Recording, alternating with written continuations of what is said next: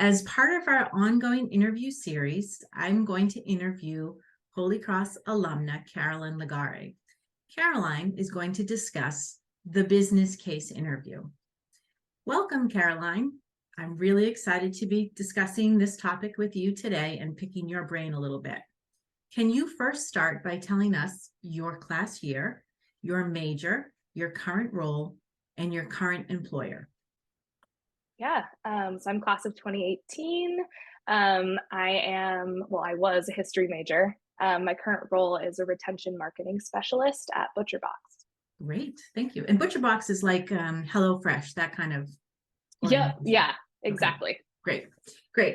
Can you talk a little bit about what industries use the business case interview and why?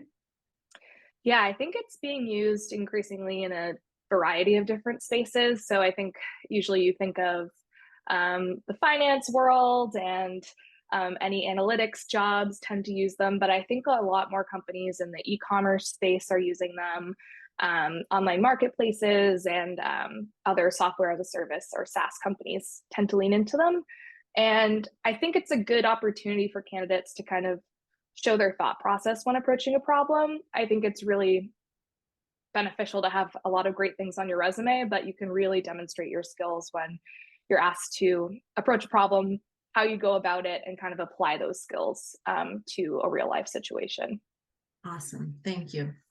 Yeah. Can you talk a little bit about how, at least in your experience, that business case interview is structured? Kind of like what are the components of the business case interview? Yeah, I think there's two approaches, and I've experienced both.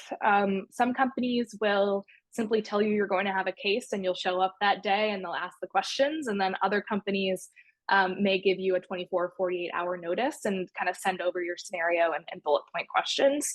A lot of times it's a problem. So I can use my most recent interview with ButcherBox was, hey, we're trying to reduce cancellations from folks on box 1 to box 2. How would you go about this? And below that, they kind of prompted me with questions of what would you want to know first about these people? What metrics would you evaluate? And things like that. So a lot of times, yeah, you're presented with a problem and then you're discussing your steps to solving that problem. Um, in terms of Wayfair and maybe some business general roles that you apply to, they may start off by asking you kind of an array of questions. So when I was interviewing with Wayfair when I was a senior in college, I initially started getting a few ops questions. So calculating with a calculator, if a rug is this long and you need this amount of trucks, how many shipments would you need to have, etc. The second round of that interview was more tailored towards the merchandising role, which is where they placed me. And those were a lot more metrics focused. So knowing that you want to increase add to cart rate, what areas of the site would you improve, etc. So my best tip there is a lot of the case study metrics that they want you to touch on are often in the job description and the day-to-day work that you'll be doing. Great. Can you talk a little bit about when it's appropriate to ask clarifying questions during that process? Yeah, I think it's always appropriate. I think, especially in interviews, let's say you weren't given the 24 to 48-hour notice of the case, it's much less about getting the right answer as it is to show your thought process. So one thing I did in that interview when, I didn't have all of this information ahead of time was to say, that's a really great question. Let me think about this for a moment, kind of jot down my thoughts and then ask a clarifying question. I think it shows the interviewer that you're not just going to jump the gun and try to answer it to be quick or get to the right answer. I think it's always appropriate to ask a follow-up question at any point during the case, really. And how about showing your work? And I don't know, your most recent business case interview, was it in person or was it virtual? It was virtual, yeah. So okay, it's a little talk different. a little bit about that. Yeah, so ButcherBox was one of those companies that was really nice to me and gave me a heads up. So I had, I think, 48 hours to look it over. They did say you can either talk through the case or create a deck.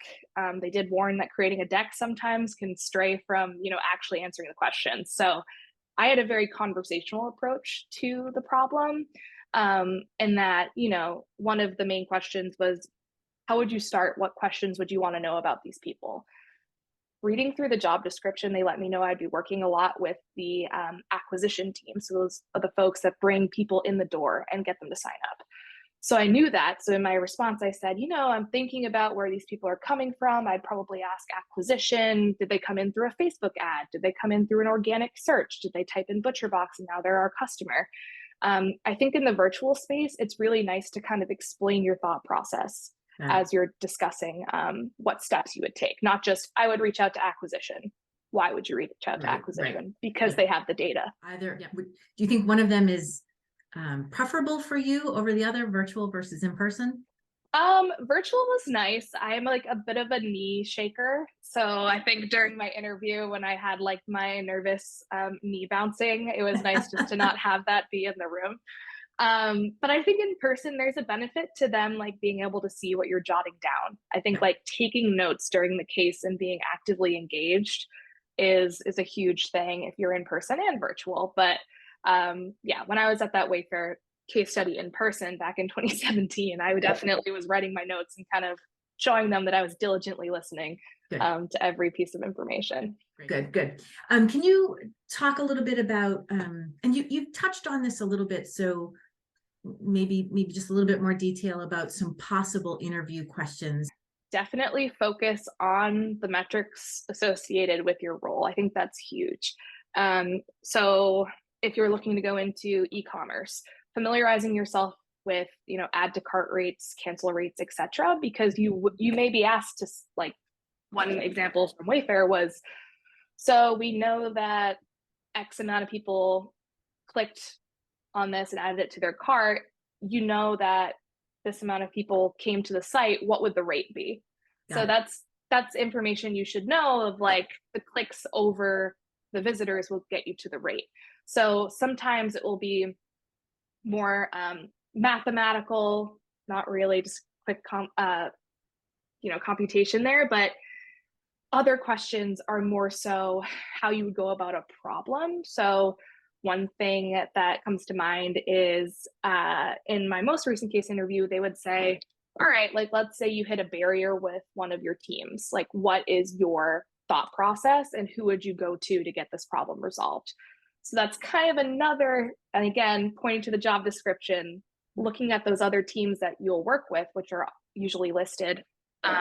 It's a great thing to kind of refer to and say, okay, like if I hit a block with acquisition, I may talk to product and we may do this. So it's a good mix of understanding your metrics and how they apply to your role, and also thinking about the cross-functional work you may be asked to do and how to leverage those folks as well. Great. Awesome. Thank you. What are some tips or suggestions? And again, you've given some, but can you think of any others that would help a student prepare? And hint, I know you did some mock interviews with our team, so I'm just going to put a plug in for that, but go on. Yes, no, mock interviews are awesome. Julie, God bless her, had to deal with me a lot my senior year. Definitely helped instill confidence. And I mean, it's honestly like artwork. Like, your first painting is probably not going to be great. The amount of times you interview, the more comfortable you get. Mm-hmm. I think it's natural to be nervous, and I think interviewers expect you to be nervous, especially if this is your first role out of school. So I think to give yourself a little bit of grace going into that interview and kind of understand that, like, yes, like my stomach feels like it's going to fly out of my body right now, but like that is totally normal.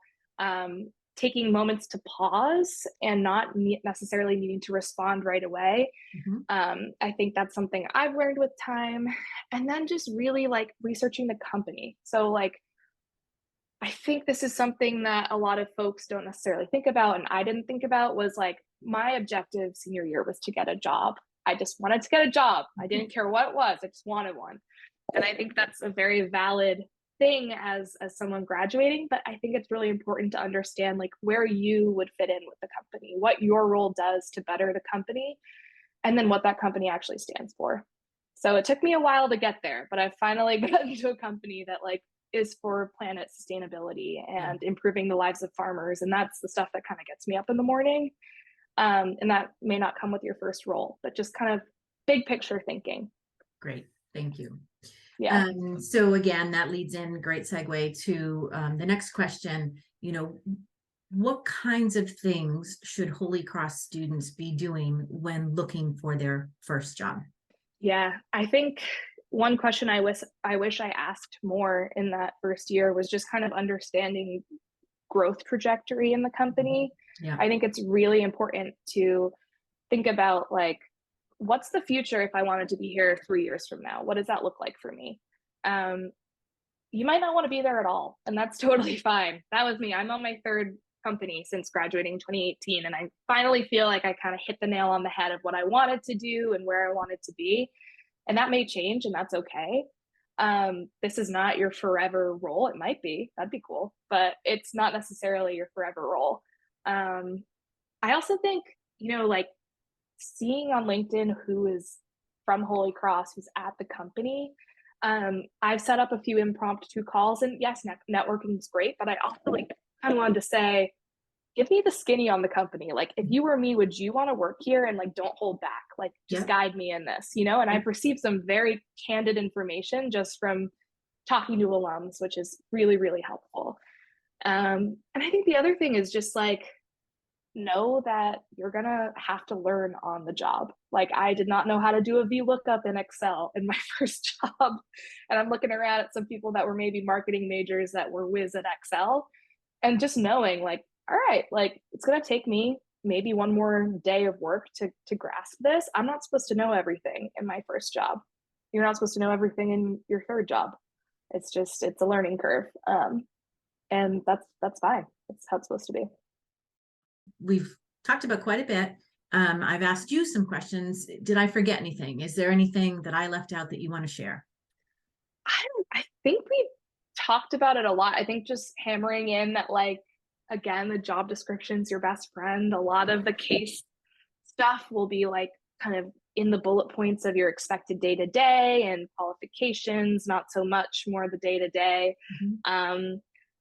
I also just want to touch on the fact that, don't be discouraged if you don't hit all the qualifications on a job application. I'm sure this is something that, you say all the time in the career department, but it's something that you can learn on the job. Not every candidate is going to have 10 out of 10 bullet points. If you feel excited about a job, go for it. I mean, the worst they can say is no. And it's just an interview. And if this one doesn't go well, then you're prepared for the next one. So, Great. it, you know, Awesome. yeah. Thank you so much, Caroline. This was really, really great. It was so nice to see you again. Yeah.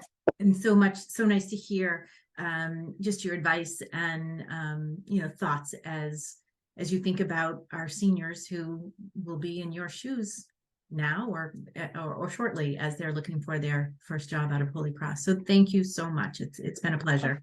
Of course. Yeah, I'm happy to help. And if any students need to know more about marketing, email marketing, whatever, feel free to send them my contact. I'm happy to chat. Will do. Thanks so much and have a great day. Thanks. You too, Pam.